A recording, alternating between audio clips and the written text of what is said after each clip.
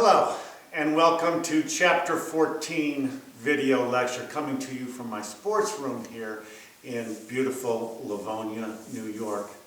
Today we're going to talk all about Chapter 14 and foreign direct investment as well as joint venture and strategic alliance.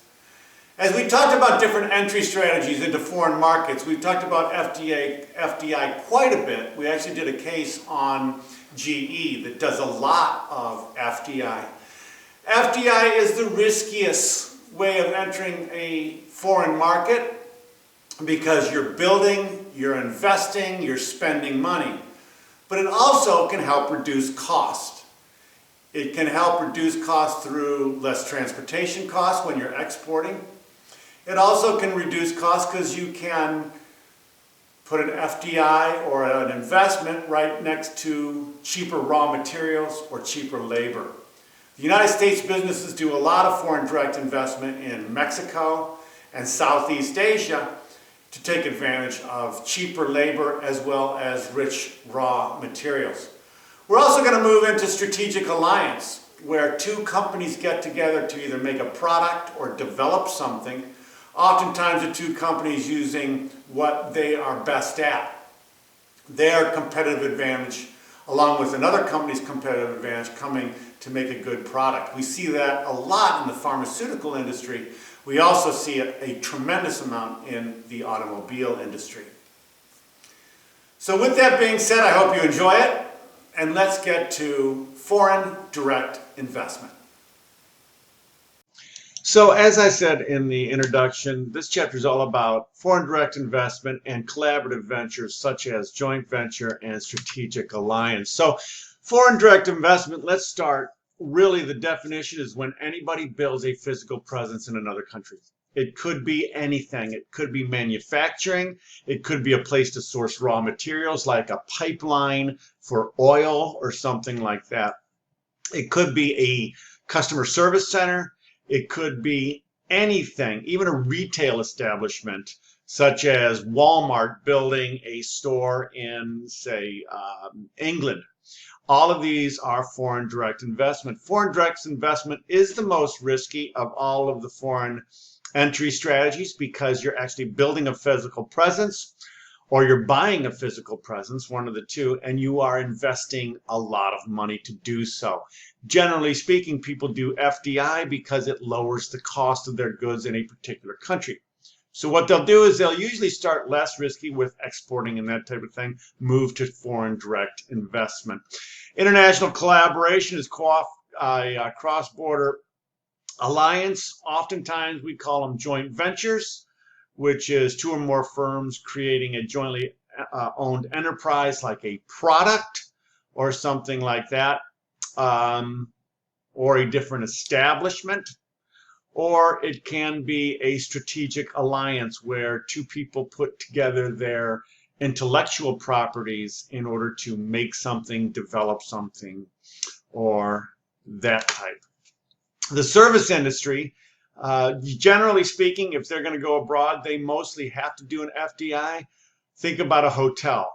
You have to build a presence if you're going to be a Marriott in, say, Fiji or a Marriott over in Bangkok. Also, oftentimes, if you're going to have an advertising firm, you either have to have a FDI presence or you have to have some type of a strategic alliance or collaborative agreement with another presence in another different country. All types of different things for the service industry. With service industry, you can either have expatriates. Expatriates means you establish a presence with your own domestic employees moving there, or you can use labor from that particular country. Most firms do a little of both. And then also, of course, you've got support services such as customer service centers, those types of things. Customer service centers, oftentimes they outsource those. We talked about outsourcing in the last chapter. Excuse me. Or sometimes they will build their own presence if they find that it's cheaper. Leading destinations, obviously BRIC, B-R-I-C. Brazil, Russia, India, and China are still leading destinations for FDI. Japan and other advanced economies certainly are. The thing about BRIC is because they still have a strong government intervention, and their government is not as stable as some of the advanced economies, your FDI is a bit more risky, as it were. If you go into advanced economies such as continental Europe or United Kingdom or some of the places in, well, really that's the most, because they're the advanced economies, it's a lot less risky. So emerging markets such as BRIC are really the gold mine, but with gold comes risk. And that's why a lot of people are very hesitant about going into BRIC, especially if you're going in with a foreign direct investment. So factors relevant to selecting a locations for FDI, or actually factors relevant to even doing an FDI, is market factors. Is your product going to sell? If you think this product is going to sell, then you're going to want to lower costs. You're going to want to move into that market. The political and government factors, especially political risk and economic risk, legal and regulatory factors, such as if there's strong quotas or taxes or tariffs you might want to build in the country. Again, economic factors, profit, retention factors, and infrastructure factors. We're going to talk about all of these as we move through this particular chapter. So the most advanced, expensive, complex, and riskiest entry involves manufacturing plants, because not only do you have to build the plant, but then you also have to get your transportation in and out of the plant. So oftentimes it's not just building the plant, it's the entire value chain. You have to source raw materials, you have to transport the raw materials or pay for the transport of raw materials, manufacture, and then transport the materials away from it. Oftentimes, major firms in both advanced economies and emerging markets are doing direct foreign investment. You see a lot of Chinese direct foreign investment. You see a lot of Chinese exporting. You see a lot of direct foreign investment from Japan, especially in the automotive and the heavy machinery type of business. Many plants, automotive plants over here that are Japanese owned. Toyota, Honda, Mitsubishi, Hyundai. And then key features of foreign direct investment. It represents a substantial resource commitment, but it also represents a substantial opportunity for profit. It also implies a permanent presence in the operation. Generally speaking, you're not going to do FDI for a year. When you do an FDI, that means you're established there, you're going to be there for many moons, and you have really ensconced yourself within that country. It provides a comparative advantage. Remember, we talked about absolute and comparative advantage. It provides a comparative advantage, and in many cases it provides a competitive advantage, especially if you have good engineering from the United States. They'll take that engineering over to another country and they'll set up their plant that way. If they have good processes and good process flow, they'll set the plant up that way, and it can become a competitive advantage in that particular country. Although it does have substantial risk, we talk about that.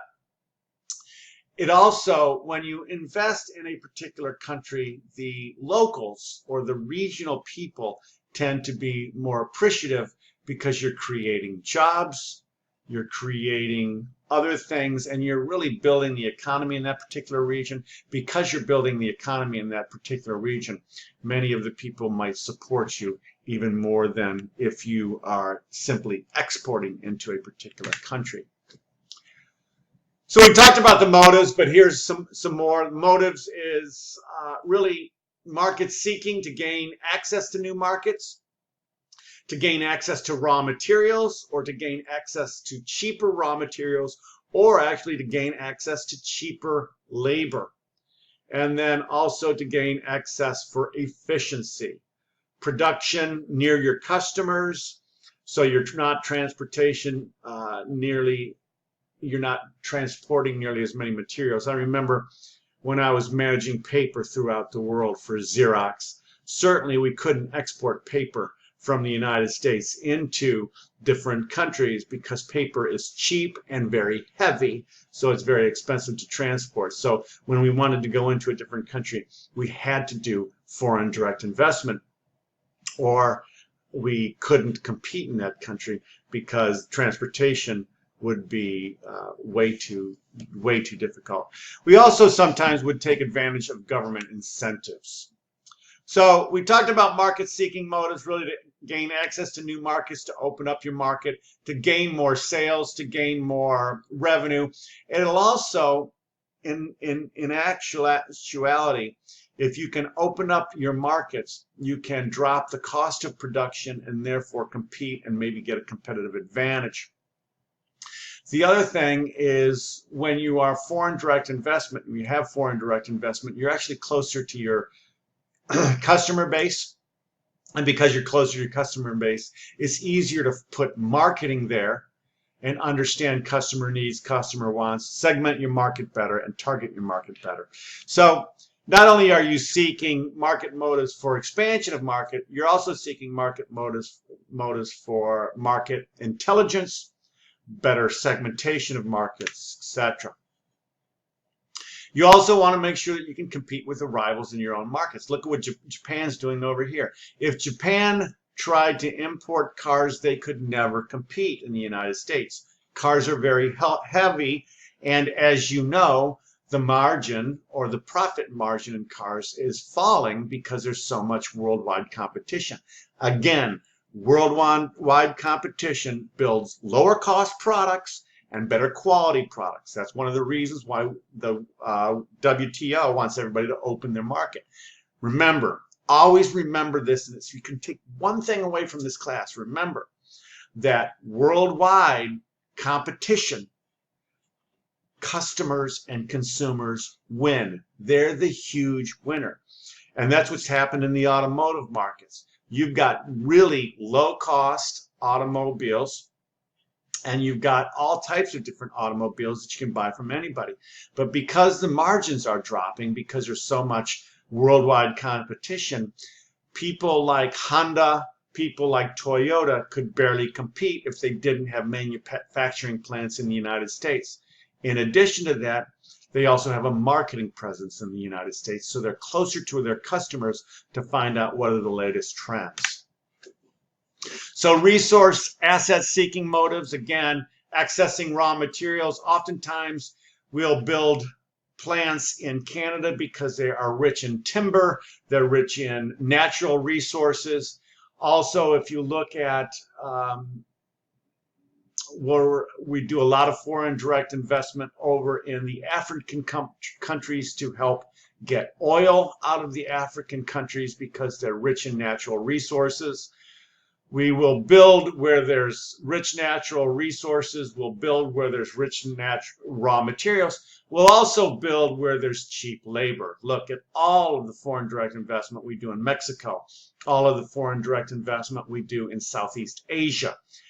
And also, we can access technological and managerial know-how. I know that, again, and I brought this up in the last particular chapter, that Lenovo built a huge customer service, support, and technological center for all of their computers in Bratislava, Slovakia, because there was a glut of young, educated workforce. And because there was a lot of young, educated people, they could find labor at a very inexpensive rate, and they could find skilled, educated, technologically sound labor at a very, very cheap price. It was a brainstorm for Lenovo, and it enabled them to compete in the European market and get a foothold in the European market. And then what they did is they did a foreign direct. Remember, Lenovo is out of China, Hong Kong actually, and they did a foreign direct investment here in the United States by purchasing the IBM ThinkPad. So their global strategy was absolutely fantastically sound. We were actually going to do a case on Lenovo before this pandemic hit because their marketing strategy was one of the best that I've ever seen. I worked as a consultant for Lenovo for many years in their nerve center in Bratislava, Slovakia. And there's some Zahara and H&M are a couple of examples of efficiency-seeking motives. Efficiency-seeking motives are to reduce cost, reduce production costs, using cheap labor, etc., etc. So you locate near your customers so there's less transportation. That gives you efficiency. You locate near the natural resources. That gives you more efficiency. And you locate near cheaper labor, which also gives you more efficiency. All right, so that is part one. We will be back with part two in just a minute.